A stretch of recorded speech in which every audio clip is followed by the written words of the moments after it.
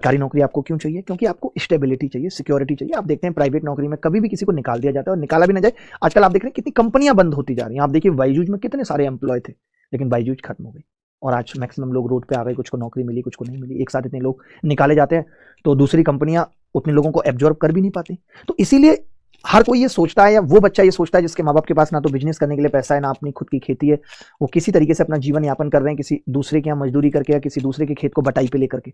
तो हर बच्चा ये सोचता है कि यार एक सरकारी नौकरी ऐसा रास्ता है कि मैं मेहनत करूं और सरकारी नौकरी में सेलेक्ट हो जाऊं तो मैं अपने घर का स्टेटस बदल सकता हूं।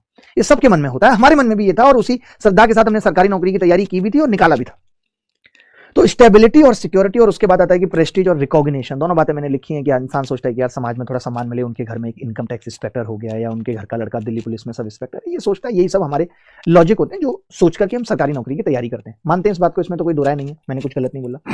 तो जो गवर्नमेंट जॉब है वो बहुत सारे लोगों का सपना होता है। आप देखिए हर साल 18 लाख लोग तो पेपर में बैठ ही रहे, 18,000 वैकेंसी पे, क्योंकि सैलरी भी ठीक ठाक है, घर चलाने के लिए अच्छी सैलरी, अट्रैक्टिव है और बेनिफिट्स भी बहुत सारे हैं कि आपका इलाज फ्री हो जाएगा, माँ बाप का इलाज फ्री हो जाएगा। अब एसएससी एग्जाम से आप सरकारी नौकरी कौन कौन सी ले सकते हो? आप सीजीएल की तैयारी कर सकते हो, आप सीएचएसएल की कर सकते हो, एमटीएस की कर सकते हो, और लगभग इनका पैटर्न सेम है। सीजीएल होता है कंबाइंड ग्रेजुएट लेवल, जब आपका ग्रेजुएशन होता है उसके बाद आप ये एग्जाम दे सकते हो, जिसके अंदर ग्रुप बी और ग्रुप सी की पोस्ट है।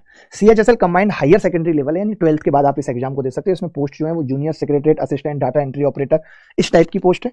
एमटीएस मल्टीटास्किंग स्टाफ है, जो नॉन टेक्निकल क्लर्किकल पोस्ट बहुत सारे गवर्नमेंट डिपार्टमेंट में आपको मिलती है। ये 3 एग्जाम है।